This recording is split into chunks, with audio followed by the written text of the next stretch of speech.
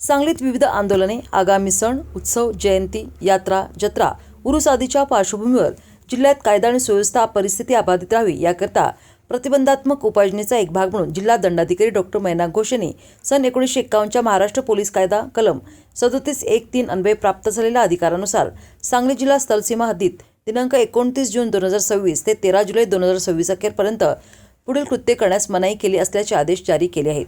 या आदेशानुसार शस्त्रे, सोटे, तलवारी, भाले, दंडे, बंदुका, सुरे, काठ्या अथवा लाठ्या किंवा शारीरिक इजा करण्यासाठी वापरता येईल अशी इतर कोणतीही वस्तू बरोबर नेणे, कोणताही दाहक पदार्थ अथवा स्फोटक पदार्थ बरोबर नेणे, दगड किंवा इतर क्षेपणास्त्रे किंवा सोडवायची किंवा फेकावायची उपकरणे किंवा साधने बाळगणे, जमा करणे आणि तयार करणे, व्यक्तीची अथवा प्रेते किंवा आकृत्या किंवा त्यांच्या प्रतिमा यांचे प्रदर्शन करणे, जाहीरपणे घोषणा करणे, गाणी म्हणणे, वाद्य वाजवणे या कृत्यांना मनाई केली आहे।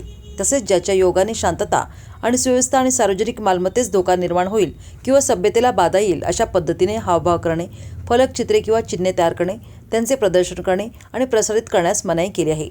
जिल्ह्यात परवानगीशिवाय 5 किंवा त्यापेक्षा अधिक व्यक्ती सार्वजनिक ठिकाणी आणि रस्त्यावर एकत्र जमण्यास मनाई केली आहे।